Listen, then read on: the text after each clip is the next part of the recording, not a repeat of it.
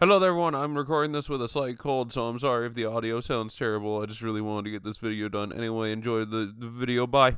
As you guys know, I really do love YouTube animation. It's such a great thing to me, just somebody was just like, hey, I want to make a thing. And then they went out and made a thing. That inspires me. And one of those YouTube animators that I thoroughly enjoy was a person by the name of Vivzie.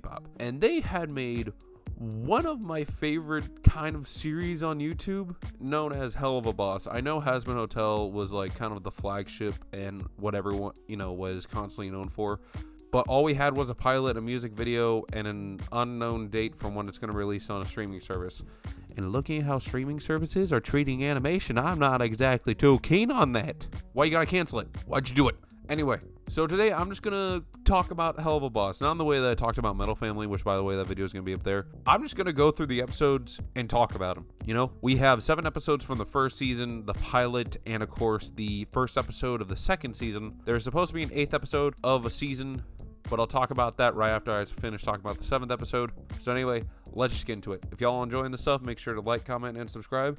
And let's get into it. So as I mentioned, this was not the first series that was released by Vivzie. The first one was Hazbin Hotel, with Hazbin Hotel's pilot coming out the 28th of October 2019, and Helluva's pilot coming out the 25th of November of that same year. Now, while Hazbin Hotel had gone on to be a pilot for a TV show and will be going on a streaming service soon, I don't know when, they haven't really mentioned it, Helluva seemed to be a YouTube only sort of thing, with them coming out with 7 episodes of the first season, a pending 8th episode possibly, and the first episode of their second season, which also deals with stuff from the ending of the first season as a prequel / sequel sort of thing, but I'll talk about that when we get to it. So I'm just initially gonna go over the pilot episode because really it does not, exactly connect shit. Like it of course establishes characters and all that stuff, but they really didn't get into their own until I would say about the first episode of the first season. The unnamed pilot episode establishes the world of hell and all that stuff. We have, you die, you go to hell. That's about it. There's like 7 circles, Dante and Inferno style, and that's about it from what we know. They all go down here for certain reasons and all that stuff. Sometimes you murder your cheating wife because,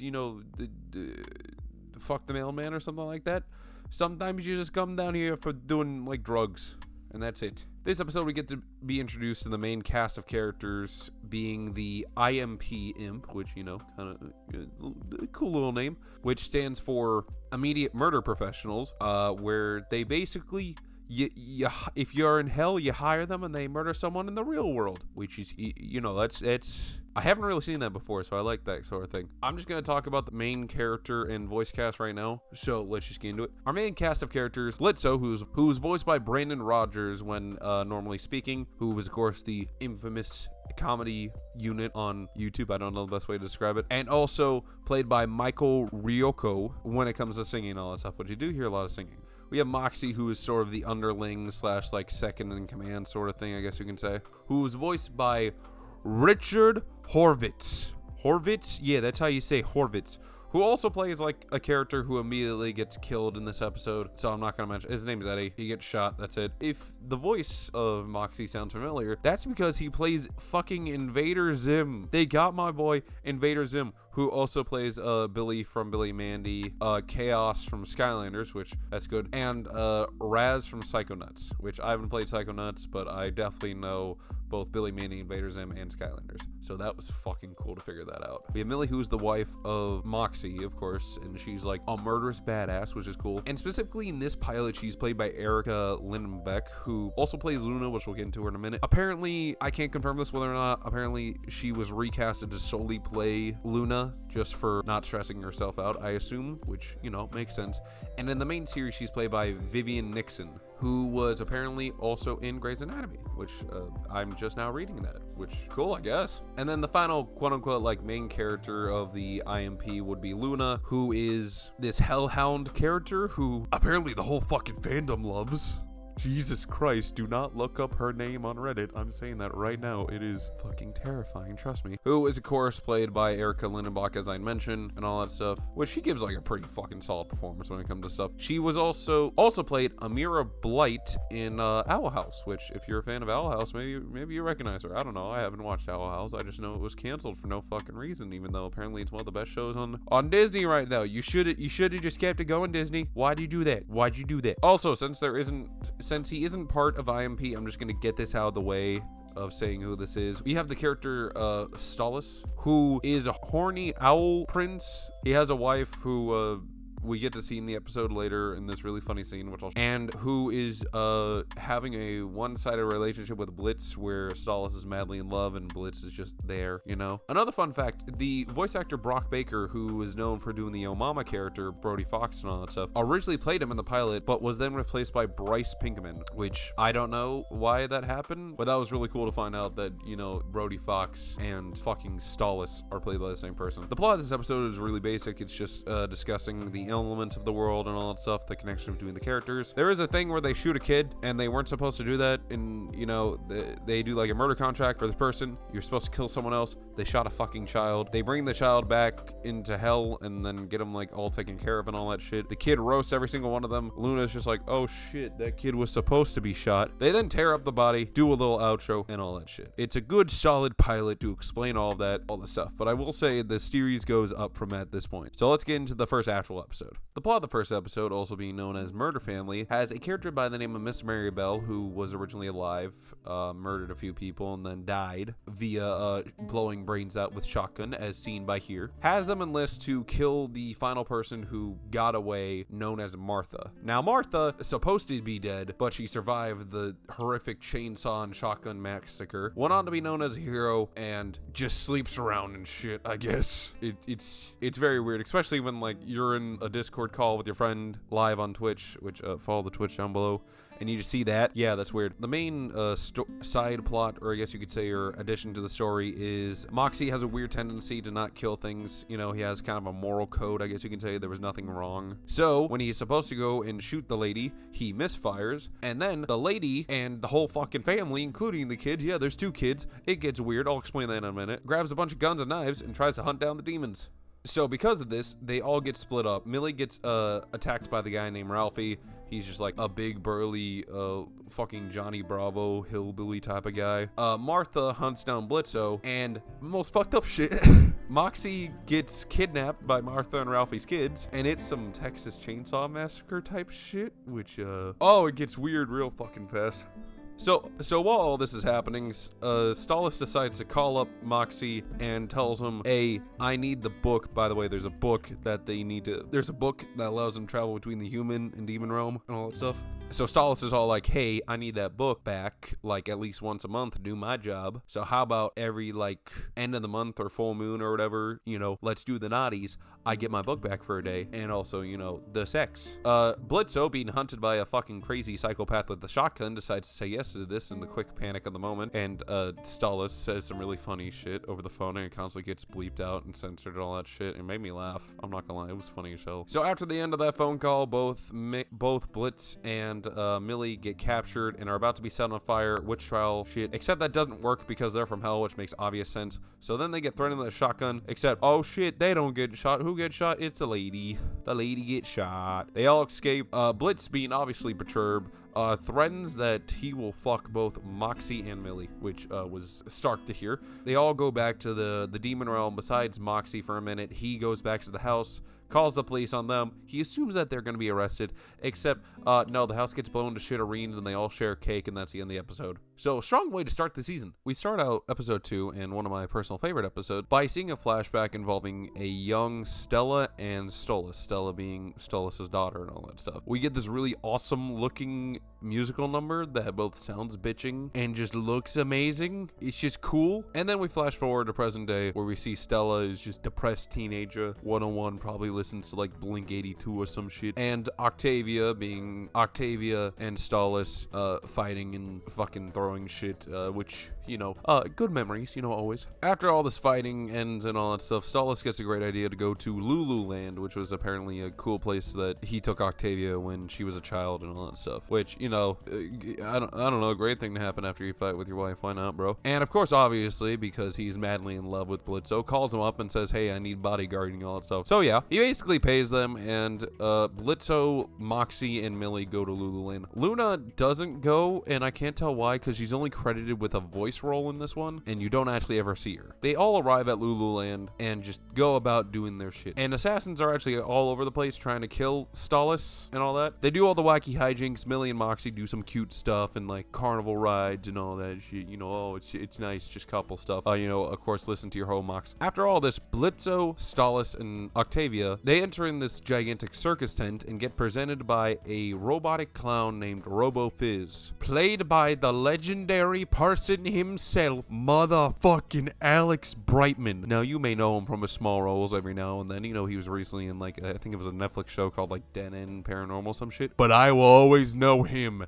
as motherfucking Beetlejuice. Goddamn Broadway Beetlejuice. Which, it's my favorite, but it's not the most outrageous person that they got to voice some stuff in this. Trust me, you'll see by the time we get to, like, episode 5. So they do this whole entire show where, they reference, like, all the kind of stuff. The whole entire joke is that Lululand is a lesser copy of a place called Lucifer's Land or something like that. So after one too many, flirtatious events between, Stallis and Blitzo, Octavia leaves them in a gruff, and Stallis quickly follows behind. Not Blitz, though, because he decides to get into a shootout with a robo-clown. While all this is going on, Moxie's trying to impress Millie by getting a toy at some random shooting thing, where he constantly keeps on hitting it, but of course, since it's a carnival, it's rigged and all that stuff. And it's, you know, it's too real, you know? He keeps failing, and then when Millie finally gets to it, she gets it, wins a prize, and then the guy tries to flirt with her. But none of that pans out, because Blitz crashes into the fucking thing and tells Millie and Moxie to go find Stallis and help. We follow Stallis as he goes into this sort of haunted house sort of area, and is also trailed behind by Millie and Moxie. Octavia and Stallis has this really great moment where them two are just talking about all this shit. You know, they're being real about it. Octavia's obviously worried about the home life and all that stuff, and Stallis really doesn't have an answer when Octavia asks, well, why is he doing this, or what's going to happen with the marriage and all that stuff. It's a really good and serious moment that I like, because I feel like Stallis is the best character to watch in this show, because he has so much of an arc, and we'll explore more later when we talk about the later episodes. But really, I like Stallis. He's a cool character. Sure, he cheats on his wife, but hey, it is what it is. That's a joke. That's a joke. That's a joke. But Stella can go suck my nutsack. So after the happy reunion and all that stuff, we also get to see Stallis turn some random goon person into stone that crushes. So yeah, keep an eye out for that, especially in episode 6. They leave. Stallis and Octavia decide to go to some weird fucking Hot Topic-esque place with their whole entire little thing ended. And then we see Millie, Moxie, and Blitzo get blown out of the fucking thing after they blew up the robot. Great ending to an episode. Let's go on to episode 3. So followed after that extremely wholesome circus episode, we get to the horniest episode you've ever seen, and holy shit, the horniest thing ever. Spring Broken follows the IMP as they have a competition between a bunch of succubi led by Veronica Mayday, Blitzo's apparently ex-girlfriend. We also get to meet Vortex, who is like another wolf person that Luna has a crush on, and then the posse and all that stuff, of course. The competition that they have is whoever kills the most person compared to whoever screws the most person. We get all that. We get to see Luna's human form, which again affected the fan base in the worst way possible, trust me. And all that stuff happens. They murdered a bunch of people. They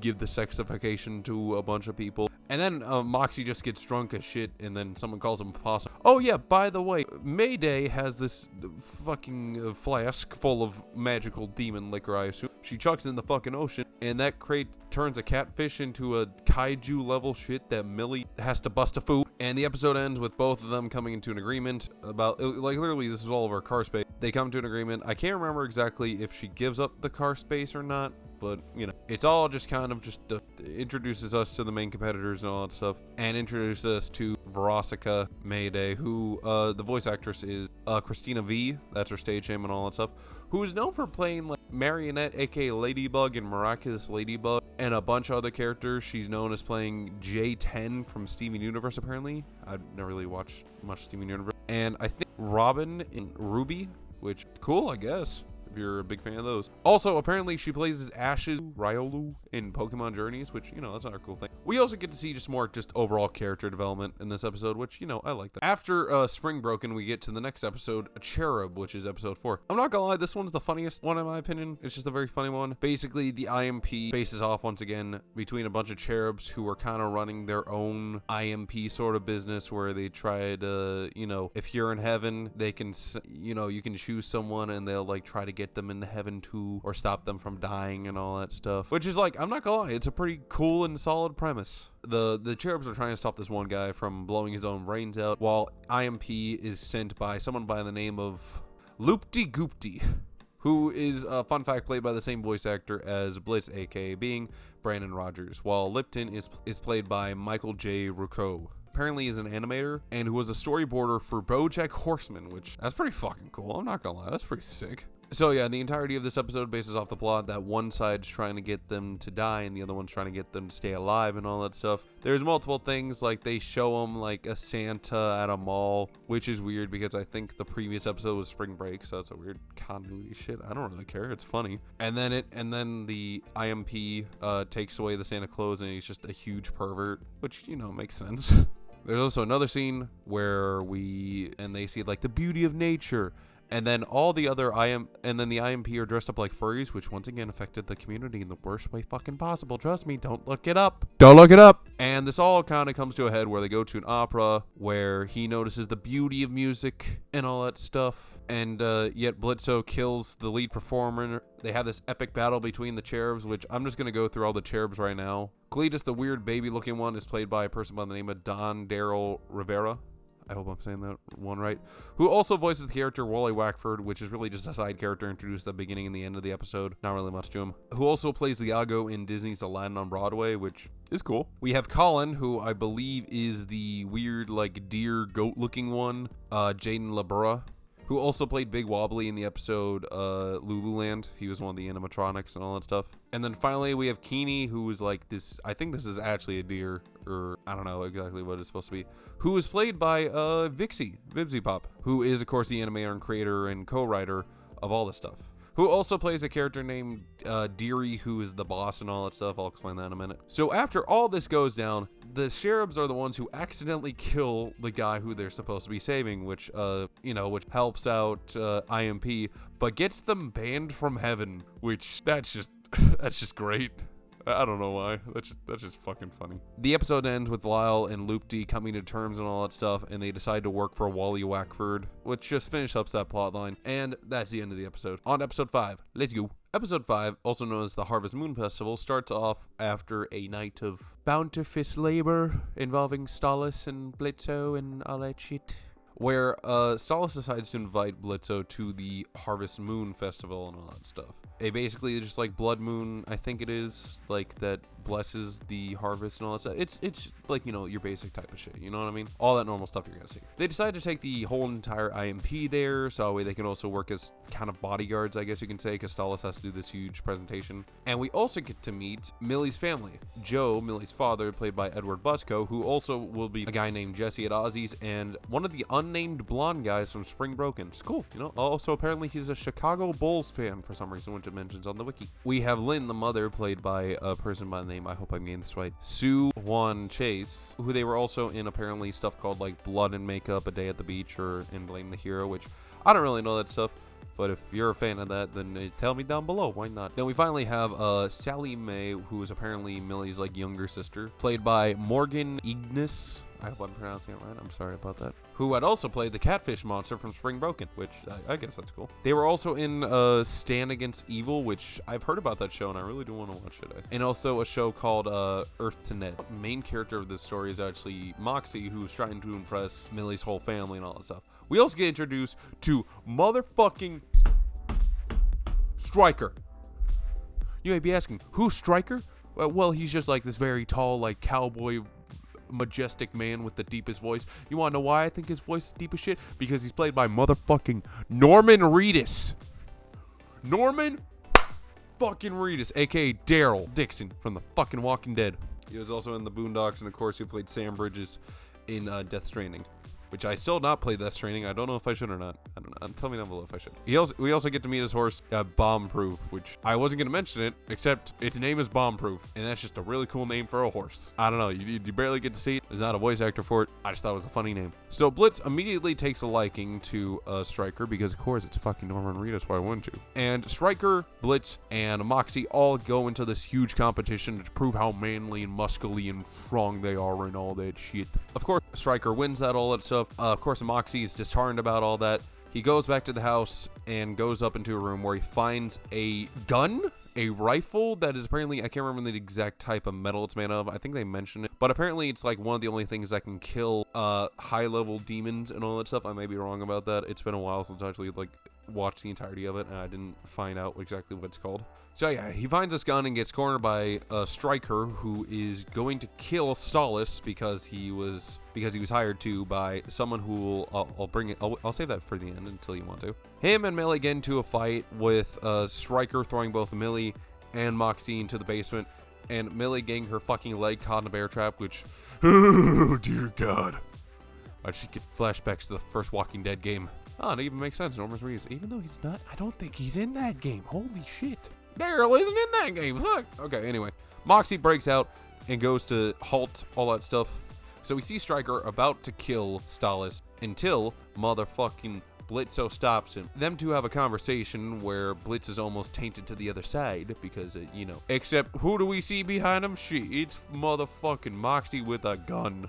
It's Moxie with a gun. They get into this huge fight. There's a bunch of really cool parts of it. And at some point, Blitz calls to Luna, and she shows up at the worst time, causing Striker to escape from them trying to kill him and or arrest him, or I don't know what the fuck. Probably just kill him, to be honest with you. Probably. I don't know if they can die. The episode ends with Moxie growing a pair and telling Millie's family about all the bullshit and how, you know, they're married and all that shit and they just got accepted, which works, which usually half the time it never works in those shows. I can pull up multiple examples where it doesn't fucking work. And the final ending part, we see Stella, who is of course Stallis' wife, talking with Striker on the phone about how it failed, but he will try again, which will then lead into more shit in the future.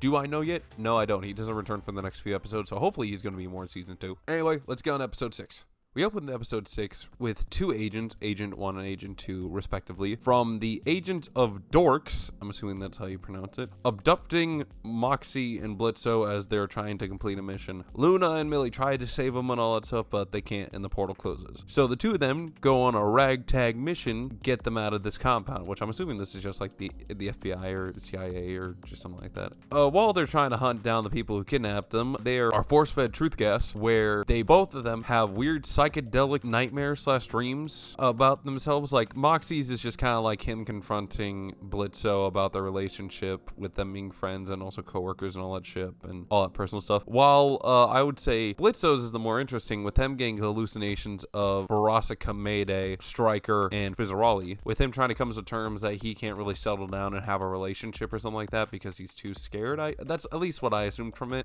He's too fearful to actually commit himself to anyone, which is why he keeps on bouncing off of people and all that stuff. But yeah, after all this happens, they are broken out by Luna and Millie, and they get into this epic showdown and shit. They reference Kill Bill a few times and all that stuff. And really, the scene overall just looks amazing. It's very aesthetically pleasing, if you will. So after all the amazing Kill Bill-esque mayhem that occurs, they try to escape one more time, but I think they activate some sort of alarm and stuff that causes the whole place to get like locked down stuff. And with the agents coming in and all that stuff, it seems like there's doom. They can't read the book and all that stuff. Except Stallis just shows the fuck up and give us the most craziest horror-esque scene you're ever gonna see in your whole fucking life, where they do like some fucking conjuring shit. One of them, I think, gets possessed by Stallis and all that stuff, and really he's just overall fucking terrifying. Stallis summons a portal and all that stuff, and Blitzo and them go to do stuff together, presumably, and the rest of them leave. But the agents are revealed to still be alive, obviously, and they get all of that on footage, meaning that they have evidence that demons and devils and all that shit do exist, which means they'll be taken more seriously, I guess. And that ends the 6th episode, so let's get on to the 7th episode, aka the finale of Season 1. And final episode of Season 1, with the gang coming back from a successful assassination job, I guess, against a bunch of lumberjacks, maybe? I don't know, that's what I assume. I think it's cool. Gotta fight some lumberjacks. With Blitz wanting to celebrate by going to a local Dodge bar, but it's actually revealed that Moxie and Millie are celebrating their 1-year wedding anniversary by going to a place called Ozzy's. Get it? That's the name of the episode. It's the name of the restaurant. Blitzo, being kind of like upset / jealous, wants to join them all and stuff, do the third wheel, as we constantly see him betraying as. Moxie puts his fucking foot down and says, no, we ain't doing that shit. which, you know, respect. But regardless of that, Blitz goes anyway and tries to get into the club, but it's found out that you can only get in with a reservation. He tries to hit on bodyguard by just calling him daddy and gets promptly thrown into a fucking garbage can. He then calls up Stalis to get into the club because, you know, like, obviously Stalis is just like a higher up, you know, classic god tier type of character. And what I like about Stalis is, I've always said this, Stalis is one of the best people to watch throughout the series, because we open up on him just being depressed and watching like some Noelle with a bowl of cereal, and then immediately when Blitz calls, and he's like so happy as shit to go like on a date because he asks like, oh, is this a date? And then Blitz is just like, yeah, I guess. And he just gets like so fucking happy. He dresses up like a vampire and shit and then comes to meet there with them and all that stuff. They get into the club obviously because Stalis is a god, and as Stalis is trying to do it like a date, Blitz isn't having that, just trying to spy on Millie and Moxie. We get to see the scene where he's just like asking, do you prefer red or white, or maybe we get some champagne? And he's just like really trying to make conversation, trying to make this shit work. And when me and Ugly were watching this on stream, I was just breaking down. I was just like, no, Stalis, you may be a cheater, but you deserve more than this. Come on, god damn it. So right after all of this, we get to see the actual Fizzerali, who is of course still a robot. The previous one that we saw was apparently a duplicate copycat sort of version of Fizzerali, and this is like the main one. We get to see that, which of course brings back some memories to Blitz, obviously. So this obviously just like ruins Blitz's day. You know, it ruins it even more. He gets to see his ex-girlfriend then, Verosika Mayday, which that must be great for him. By the way, I didn't mention this, the whole entire like Aussies thing, I thought it was going to be like kind of like the Dorcia from American Psycho. I don't know why I went that. I watched American Psycho recently, really enjoyed the film. No, it's just a really horny place, like extremely horny, concerningly amount of horn. And once again, Alex Brightman reprises his role from episode 2 and all that stuff, which, you know, it's always great to see him do work. They actually mentioned the specific event and stuff with Fizzerali saying that he would like to sue the person who burned down all that stuff, because apparently, and I quote, we made more money off of that one than all the Rings of Hell than the toys we sell to you freaks. Anyway, after all this, he opens up the first act, which is Moxie singing a song to Millie and all that stuff, which, you know, it's cute. Anyway, after he starts singing the song and stuff, he's promptly interrupted by both Fizzerali and also a new character by the name of Asmodeus. I'm going to go with that. I'm just going to call him Az, who is voice acted by James Monroe Iglehart.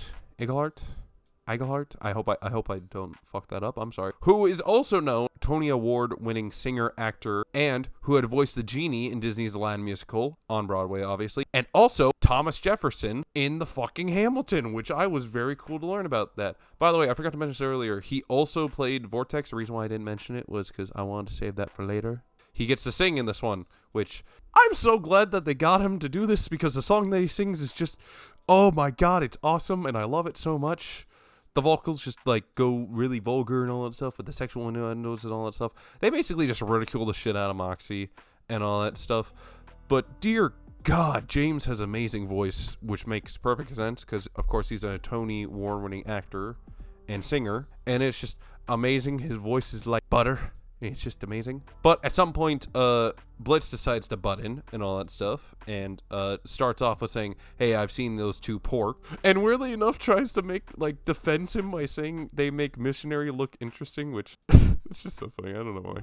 Fizzerali notices Blitzo and also brings him into the shit. By the way, I keep on mixing up Blitz and Blitzo, even though like they're both technically his name and all that stuff. It's just at some point he replaced the O, but that's like the name that he, all the stuff. I apologize. It's reading the wiki and all that shit. It just switches back and forth between them. So it's kind of like both, either or. He notices. So yeah, he starts singing to Blitzo about how he has constantly failed relationships, as we touched on in the previous episode. Like Verosika also gets in on their shit, which like, Verosika, you have nowhere to stand on this shit. Shut the fuck up. So yeah, they also point out Stalis and all that stuff about how he, you know, is basically giving up, quote unquote, giving up his life to have sex with the nymph and all that stuff. But we'll find out in the episode later on why I don't really give a shit that he's quote unquote giving him up, because to be honest, if they went to court, he's winning custody, I believe. He's fucking winning custody. Anyway, all that stuff. So he like, you know, gave up his life for a thrust and all that stuff. They started doing all that, and it kind of all goes downhill for Stalis and Blitzo. So yeah. But before they leave, Millie and Moxie get to finish up their whole entire song. It's really cute. It's kind of cool to see the comparison between the two relationships. Obviously, Moxie and Millie is being fulfilling and sustainable and all that stuff, and Blitz is and Stalis is being, to be honest, really toxic for both of them and all that stuff, but mainly for Stalis. After they leave, Blitzo and Stalis give us a great scene that made me cry a little, I'm not gonna lie, because Stalis even thanks him for bringing him out tonight, even though, not everything turned out well, and invites him for wine to come in, with Blitz also expressing his emotions, seeing that how their transactions seem to be the only actual relationship, I think, which, is an understandable perspective when their whole entire business is ran off of, once a month him fucking him. But still, it's just a very heartbreaking scene, because after this, they both go home and all that stuff, Stalis and Blitz. And Stalis is just kind of moping, and Blitz looks at his phone, and we see actually him and Fizzarali as kids, his sister, and all that stuff, his mom on his phone, and, it's a very bitter ending, because that's how the episode ends. We started with the final episode that we're going to be talking about, but the first episode of season 2, The Circus, with a whole, the whole entire section is going to be flashback, so I'll just call it just this section, where it shows us Stalis' upbringing, with his father, Payman, putting such a tremendous amount of pressure on him to do certain things and telling him that he's going to be arranged to a marriage, which, that's not good, and then he tells him to stop his bitch crying and takes him to the carnival and all that stuff. We also get to see Blitzo's raising and all that stuff, where we see that he was a clown in the circus along with Fizzarali when they were both children. Young Stalis sees Blitzo, and I can't tell if it's just he hasn't really grown up with a social life, or if he actually wants to be friends with that person, but Payman obviously notices that and tells Cash Buckzoo, Blitzo's father, which that's the fucking best name I've ever heard, god damn, that he's gonna basically just buy the kid off of him for a day or so, which, yeah, that's cool. But before he goes on this forceful play date, Blitz's dad tells him to rob them blind, and then brings up Blitzo's dead mom, or I can't remember if she's dead or they left, but regardless, you shouldn't be bringing up a either deceased or long gone family member for a reason to rob someone blind. But yeah, Blitz and Stalis do their whole entire friendship play date thing until Blitz asks him to play a game to where the game is robbing them blind and all that shit. All this transpires, and the two of them at some point after they're done robbing the whole entire house blind talk to them about their futures and what they want to do with life, with Stalis kind of wanting to live up to his father and family expectation, all that stuff, and apparently fucking Blitzo wants to get a circus office and wants to name one of the horses Stapler, which, that's cool. Stalis, of course, being a kid, is just like, yeah, that's cool, bro, nice. We then transport to the day of the pilot, which is why I wanted to talk about the pilot, because it's very important, because I realized when I was watching the marathon with Ugly that they actually are at the pilot. This is the pilot episode and all that stuff. Now this is where the timeline cut is. We thought it was to present day, but then we realized that didn't make any sense, because at some point they don't even know each other. But anyway, let's just get into it. He wakes up depressed from his bed as always, which I can feel that. Stalis grabs his coffee and reads the paper and finds out, not through his wife, quote unquote wife, but through the paper, that their yearly not divorced party is happening, which I think that's funny. And why does Stella want to throw it? Because she likes parties, I guess. So at this party, of course, Stella talks shit about him, which, I get it.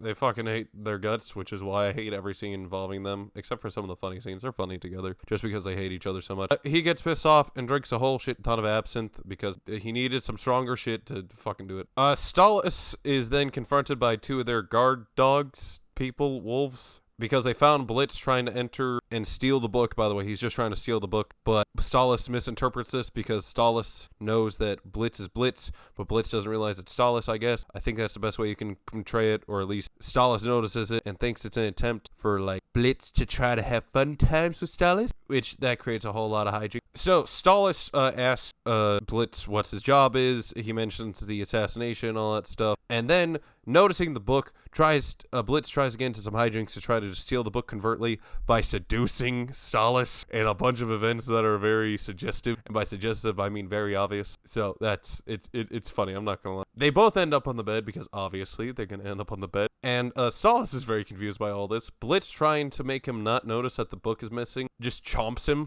and Stalis takes this as a sexual thing, which is very weird for me to describe, but that's what happened. After this bite, apparently awakens something in Stalis, because then he tries to just horn it up. You hear a lot more of him just getting bleeped out lines of text, and I just think that's funny as shit. And then, no joke, Blitz just ties him down to the bed, and not like a hog tie kind of way, not like a way you would bound a prisoner, no, just one leg, one limb to a post of the bed, obviously in a very suggestive position. Blitz steals the book and is about to just walk out of there until Stalis says some stuff, which is basically just like, I can't believe the person who wants me is also my first and only friend, I guess, which that's a weird way to say it. I can't tell if it's friend or like he had a crush on him at a young age. I don't know. Blitz just says fuck it and fucks him. He says he's gonna do it real fast, and then real fast turns into a whole ass like 12 hours and stuff where he sleeps over.